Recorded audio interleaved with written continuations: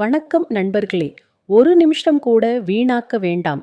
இன்னைக்கான அருமையான கதை நம்மளுக்காக காத்திருக்கு. உங்க ஆதரவுல தான் நம்ம சேனல் வளரும். அதனால மறக்காம சப்ஸ்கிரைப் பண்ணிடுங்க. வாங்க கதைக்குள்ள போகலாம். கந்த புராணத்தில் ஒரு பகுதி கிரவுஞ்ச மலையை தஞ்சம் புகுந்த தாரகாசூரன் முருகனை கண்டதும். இதுவரை கண்டிராத சுந்தர வதனமும் கொண்ட இளைஞன் ஒருவன் தேரில் ஒய்யாரமாக அமர்ந்திருப்பதை தாரகனும் கவனித்தான். அந்த இளைஞனை பார்த்ததும் அவன் மனதில் தானாகவே ஒரு மரியாதை பிறந்தது. ஏனோ அவன் அருகில் சென்று அவனை பார்க்க வேண்டும் என தோன்றியது. அவன் தன் தூதனை அழைத்தான். தூதனே, அந்த தேரில் நிற்கும் இளைஞன் இவ்வளவு தேஜசுடன் திகழ்கிறானே, இது போன்ற அழகுள்ளவனை நான் இதற்கு முன்பு பார்த்ததில்லையே.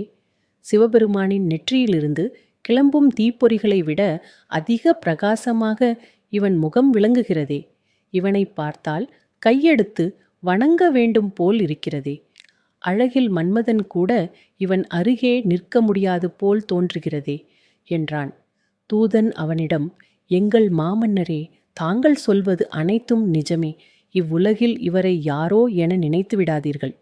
ஆலகால விஷத்தை உண்டவரும் யாராலும் அணுக முடியாதவரும் மன்மதனை எரித்தவரும் யமனையே உதைத்தவருமான பரமேஸ்வரனின் இளைய புத்திரன்.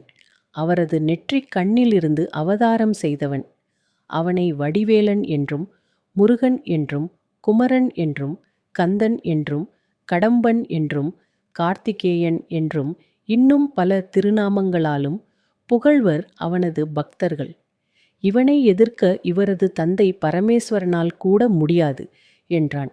உடனே தனது தேரை முருகனின் தேர் அருகில் கொண்டு நிறுத்தும்படி சாரதிக்கு உத்தரவிட்டான். முருகனை கண் கொட்டாமல் பார்த்தான். 6 முகங்கள், 12 கரங்கள், அனைத்திலும் ஒளிரும் ஆயுதங்கள், கமலம் போல் முகம், இத்தனையும் தாரகனை கவர்ந்தன. மெய்மறந்து அப்படியே நின்றான்.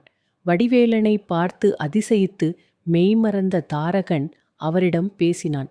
முருகா, உன்னை பெற்றதால் அந்த பரமசிவனார் பாக்கியசாலி ஆகிறார் அன்பனே. எங்கள் அசுர வம்சத்திற்கும் தேவ வம்சத்திற்கும் காலம் காலமாக தீராப்பகை இருந்து வருகிறது. அதை நான் தீர்த்து கொண்டிருக்கிறேன். உன் தந்தை பரமேஸ்வரனே எனக்கும் என் சகோதரர்களுக்கும் சகல சக்தியையும் அருளியிருக்கிறார். அவ்வகையில் உன்னையும் அவரைப் போலவே வழிபட காத்திருக்கிறேன். அதனால் எங்கள் விஷயத்தில் நீ தலையிடாதே என்றான் பணிவான வார்த்தைகளால். வடிவேலன் இடியென சிரித்தான்.